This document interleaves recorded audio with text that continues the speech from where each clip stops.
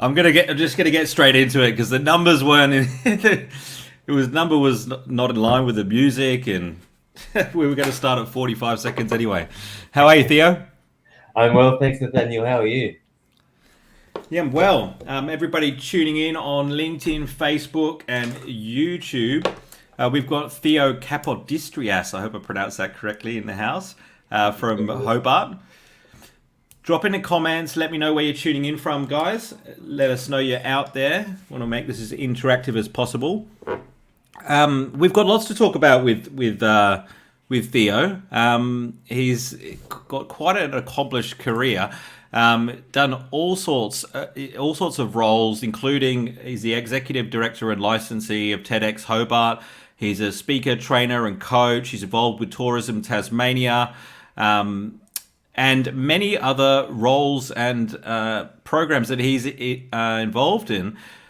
Theo, do you mind giving us a bit of a intro as to what it is you do? Yeah, sure. Thanks, Nathaniel, and really excited to be here. What can I say? Probably a few main things that I do. At heart, my day-to-day job is a lawyer. So I've worked in a few really interesting roles as an in-house corporate commercial lawyer, including working at the University of Tasmania, a company called UpGuard, and now at Tourism Tasmania in their contracting and procurement team. And I also run my own business as a speaker, trainer, and public speaking and communications coach. So that's through my own brand, theocap.com.au. I'm on a couple of boards. So I'm on the board of the Association of Corporate Counsel Australia, which is the in-house lawyers association. I'm on the board of Business Events Tasmania, which is the Tasmanian Convention Bureau, bringing corporate events to the state. And of course, I am the executive director and licensee of TEDx Hobart, where I get to bring the TEDx brand to my hometown, training a range of amazing speakers, presenters, performers, short filmmakers to bring their idea to the stage of Hobart and also have it presented to the rest of the world through being recorded, obviously. So, yeah, lots of fun things on the go. It's great. So, how did you go from law to being involved with TEDx and public speaking? Has this always been a passion of yours?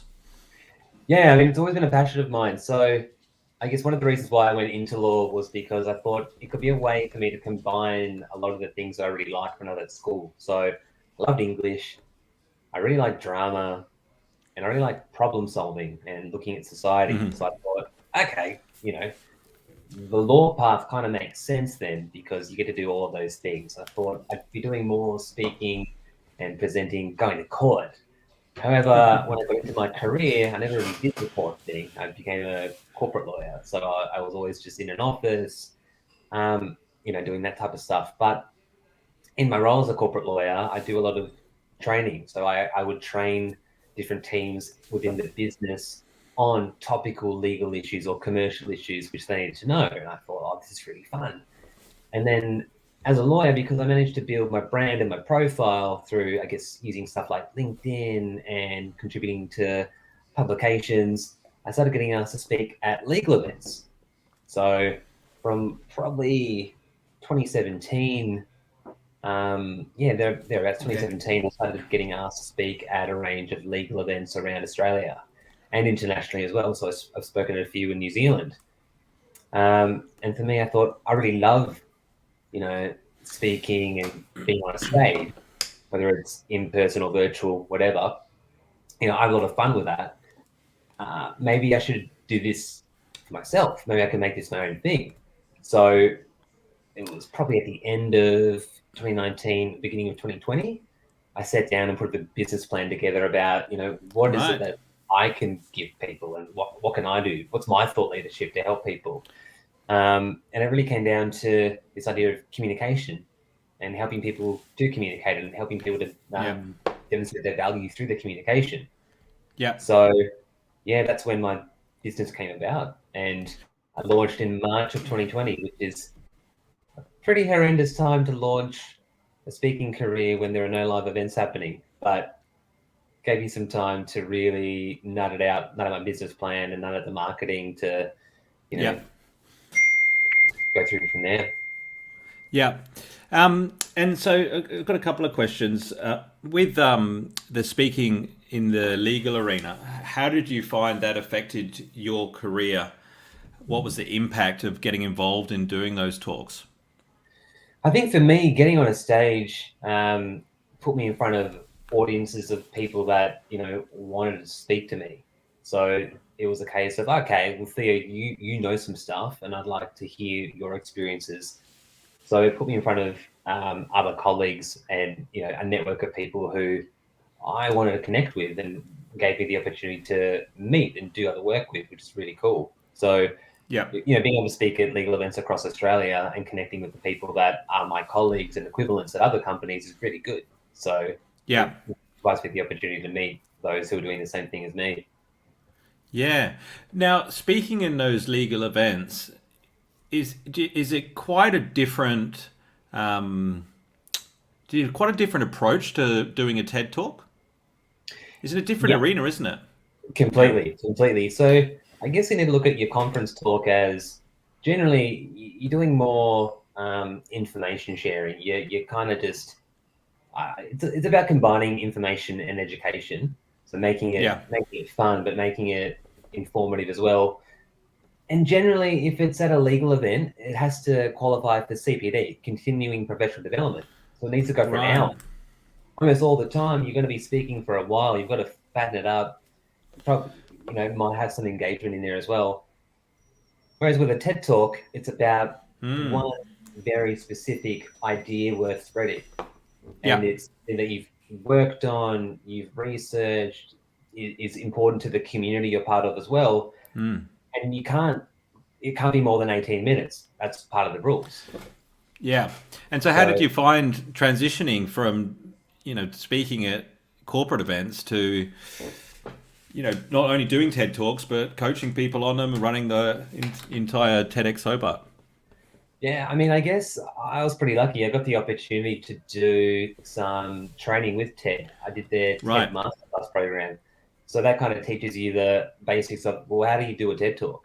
What's Yeah. involved? What are the key things there? And on my bookshelf, I've got Chris Anderson, that's the head of TED, his book called Talk Like TED. So I Oh, read yeah. that and thought, okay, okay, so these are the skills you need to develop a TED talk, and this is the principles behind it. It'd be really cool to make that happen locally. And I know that if you do a TED Talk, you do have to undergo some training. That masterclass you mentioned, how long did it take to complete that? If you do it in its prescribed time, it takes a few months. Like it's Oh, really? Wow.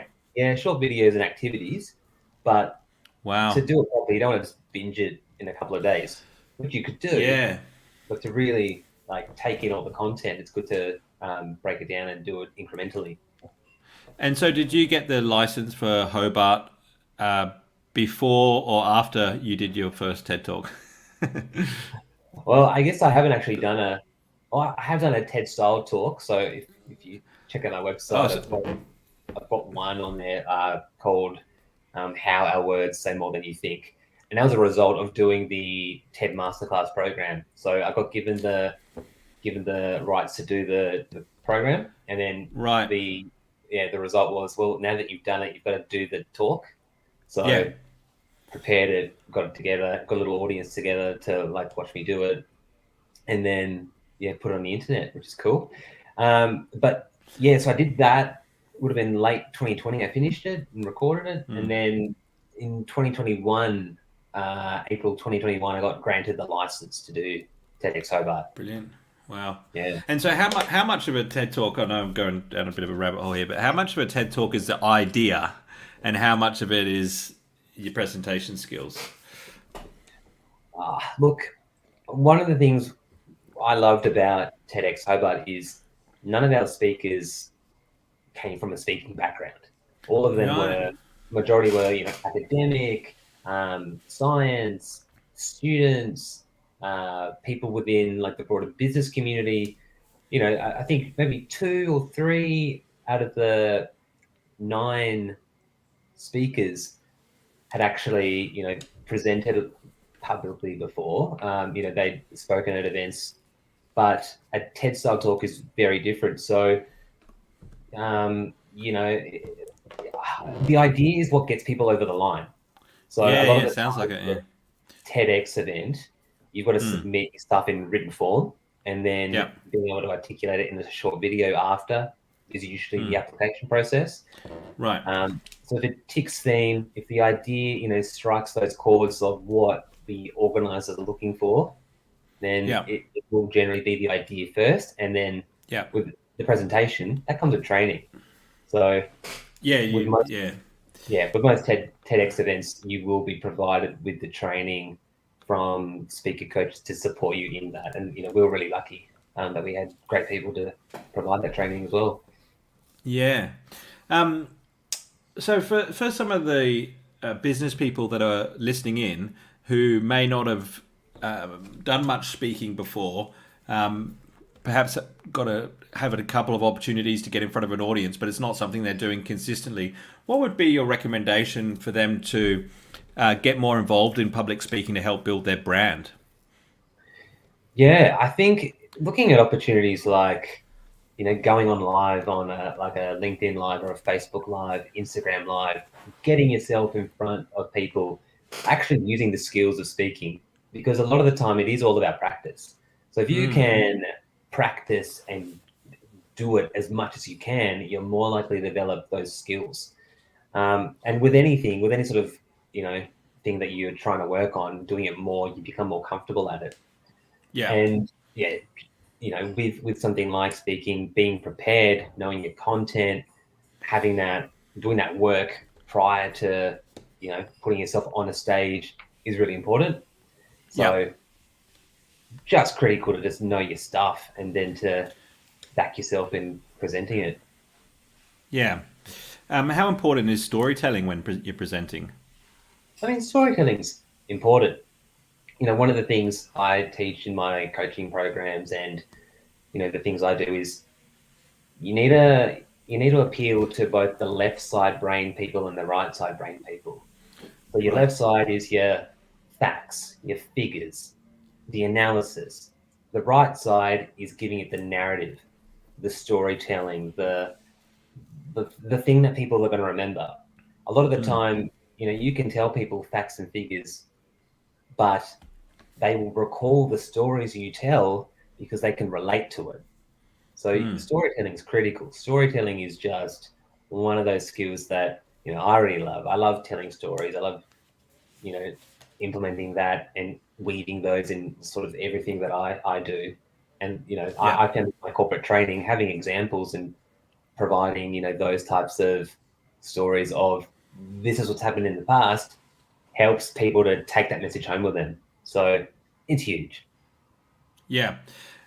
And so, are you a big believer in lots and lots of preparation when it comes to presenting? The reason I ask this is because I have done quite a bit of speaking coaching, and I've also done a lot of speaking, Yeah. and I tend not to like script out my talks. I tend to use stories that are pretty familiar, but I kind of go with the flow, depending on where the audience is and what stories I need to pull out of my hat. It does Mm. mean that I sometimes do use a lot of filler words, can go into my head.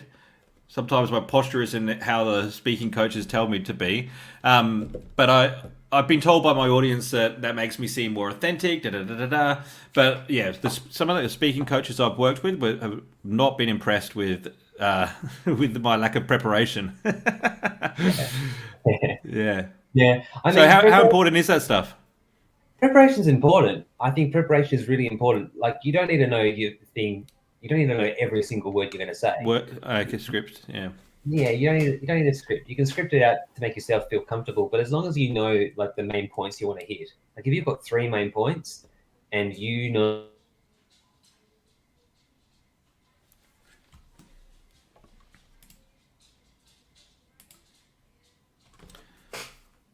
Are you there, Theo? It's just frozen for me. Take you out and add you back. Theo, are you there? bear with us, guys. Theo, can't see your camera, mate. Just bear with us, guys. Hopefully Theo will be back online in a sec. Really curious to find out more about how to be a better presenter, especially with things like TEDx talks. Theo, you might have to just exit the stream and come back again. You should be back with us in a second, guys. Who have we got on the call? Drop in the comments, say hello. Let me know you're there. If you've got any questions so far that you want to ask Theo, or you would like me to ask Theo about presenting, building your personal brand, about TEDx, about speaking,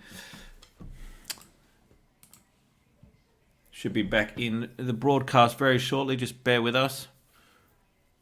Make yourself a coffee or something. Theo should be back with us any second now.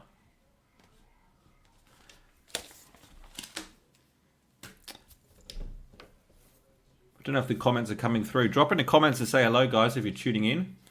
Let me know where you are. Oh, here we go. Some started to come through now. Hi, Stephanie.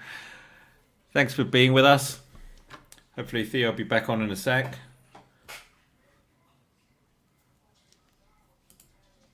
Here we go. They're coming, rolling in now. Hi, Rashmi. Where are you from? Where are you tuning in from? Let me know which city you're tuning in from. If you've got any questions for Theo, he should be back with us in a second. I think his camera might have dropped out or something. This happens when you go live, so every now and then. Technology.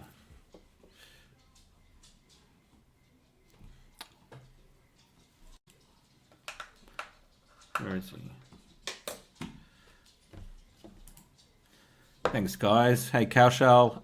Where are you? Oh, here we go. Rashmi's from Perth. Good.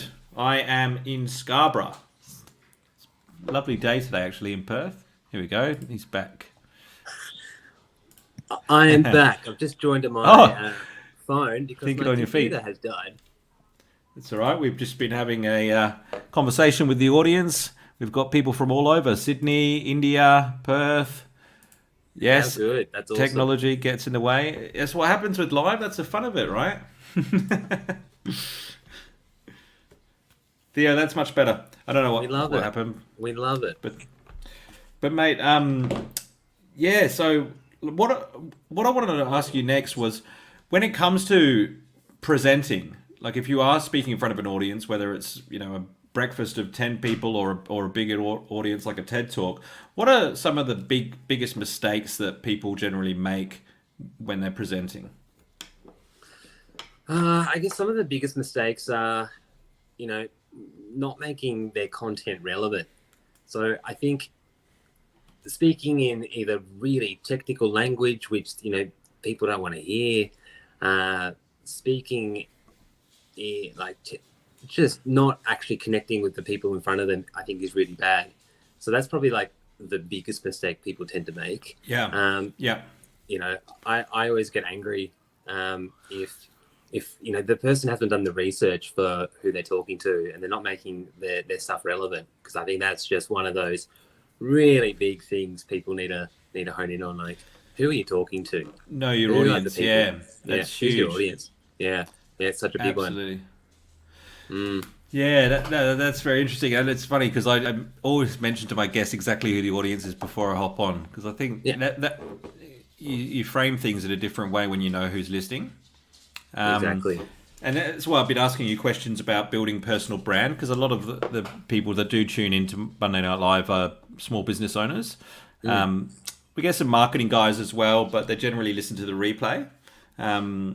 But I've found in my experience, getting on stage and speaking to audiences, even though my skills haven't always been the best, has been a great way for me to build my brand and position myself as a bit of a thought leader. Where there's a lot of people that don't have the guts to get on stage, but it also takes a lot of work to get in that position where people want to put you in front of their audience. But still yet to do a TEDx talk, so that's why I'm picking your brain on on how to get those applications accepted. But So, what's your favourite TED talk? Do you have one? Yeah, I've got a couple that I really like. Probably my number one favorite is How to Build and Rebuild Trust by Frances Frey.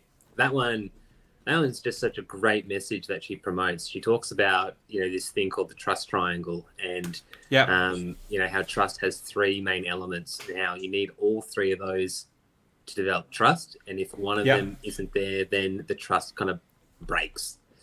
That's a great one. Another one I really like is about procrastination. I think it's a guy called Tim something. I've just forgotten it, but it's one of the best talks about why people procrastinate and how to kind of deal with that. It's really funny. It's quite a good talk. Yeah. Oh, cool. I'm curious, since you're in the business, which one's caught your attention? And you got an event coming up in February next year, isn't it?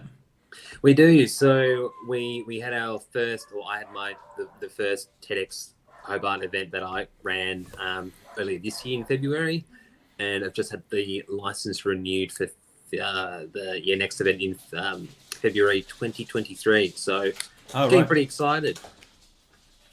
Okay, Supriya, don't worry, I'll get onto that after the live. No worries. Stephanie, like you, I prefer to feel into the room when speaking. I'm keen to hear about Preparinga specific speech. Do you know what that means? Interesting. Preparing for a. Oh, preparing. I'm getting confused. It's too late in the day. Yeah. Well, I think if you practice enough and you got enough repetition, I think you can kind of get away with it. It's not ideal, I do believe it's not ideal, but I find that connecting with the audience, looking them in the eye, I can tell whether I've got their attention. It's always worked really well for me. If I'm trying to remember what to say, I'm in my head, and then I lose that connection sometimes. Yeah, you do. Yeah, 100%. But I guess one of the best things to do to prepare is it's not so much write out your talk, but plan it out. So you structure it. Yeah, like kind of reverse engineer it. So how long do you have to speak? Is it 30 minutes? And how many points do you need to make? 3 main points? Cool. So you dedicate 3 minutes to your introduction, 3 minutes to your conclusion, and then figure out how long you need for each point, trying to give it equal time within that 30, and then you're good. And then, how long does it take for you to speak? Usually it's 100 words or 150 words per minute. That's kind of what you want to hear if you're, presenting, for the audience to take it in. So it's really about what are you adding to each main point to make it something worthwhile to really articulate what you want to say.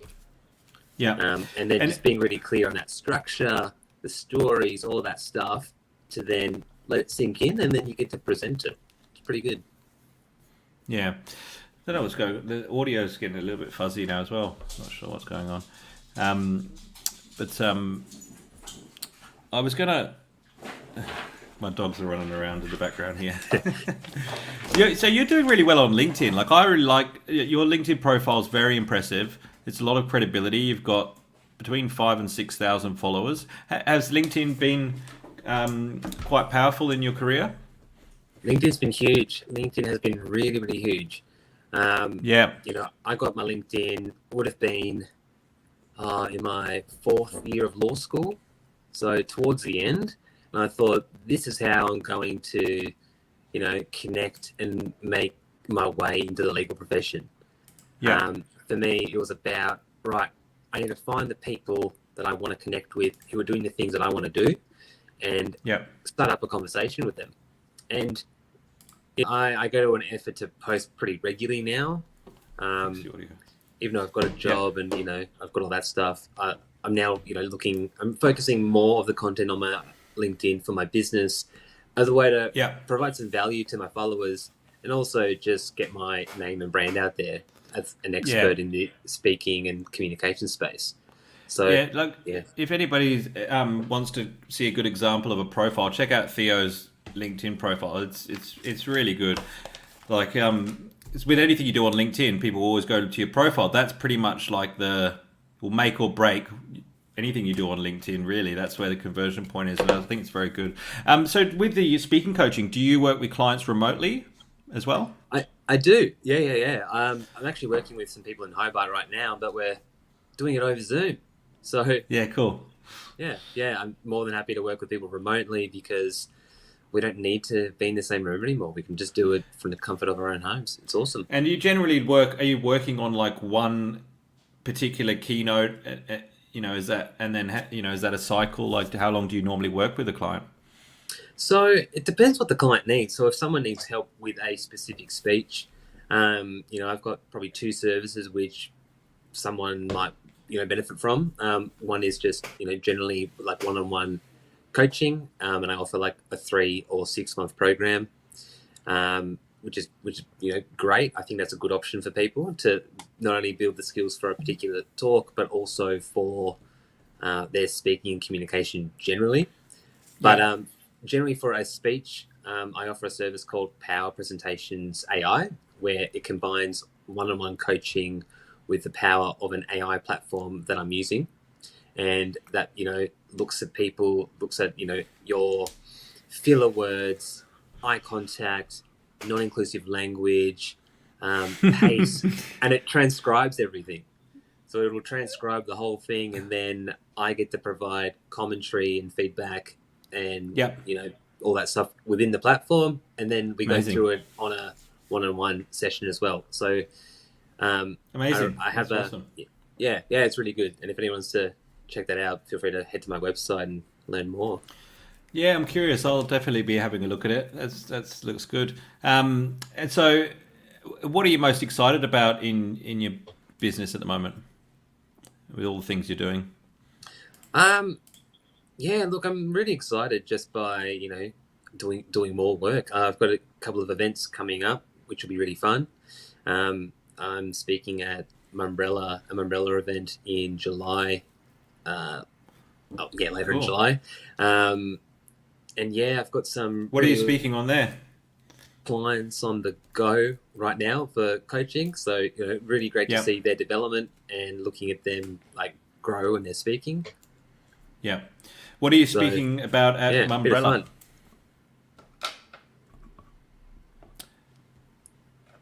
What are you speaking about at Umbrella?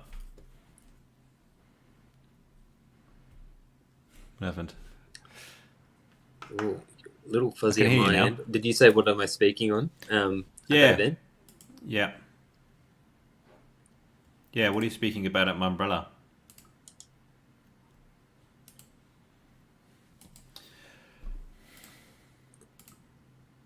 Is that better? So, yeah, cool. So I'm speaking on, I'm actually delivering.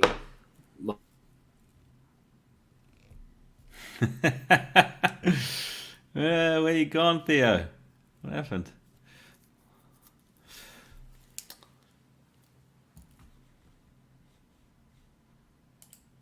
Come back, Theo. Come back. Well, we've lost Theo again, guys. I was about to wrap up with him in any event. I think what we'll do is, if you have any questions... Oh, he's back. Is it working? Yeah, you are. Okay. He's back on the computer. What's going on? I was almost about to cut us off. So, what are you speaking about at Umbrella? I was curious. Thank you. Yeah. No, so at Umbrella, I'm speaking on my main methodology called crafting messages that matter, and it's gonna perfect. It'd be really cool. So I have a 5C methodology, which I'll probably run through for them, and we'll look at ways that we can do better with our communications. Brilliant. That's awesome. All right. Well, we are going to wrap up shortly. But before we do, is there anything you'd like to tell the audience, where they can go to find out more, where they can go to connect with you, follow you? Yeah, sure. I mean, people can find me on LinkedIn, Theo Capdistrius. You can find my Facebook life page, theocap.com.au. That's my website as well. And of course, I post reels and all sorts of I guess, fun content on Instagram. Instagram? Too, Yeah, Theo cool. 88. So yeah, looking forward to Yeah, that. and if you got, for those of you watching the replay, guys, feel free to drop your questions or whatever in the comments. I'm sure Theo won't mind coming back and responding to those. And make sure you connect with him on LinkedIn or Instagram or wherever you like to hang out. I'm excited to see where your career takes you next, Theo. It's been a pleasure chatting to you today. Thanks, Nathaniel. It's been awesome. All right, have a good night, everybody. That's a wrap.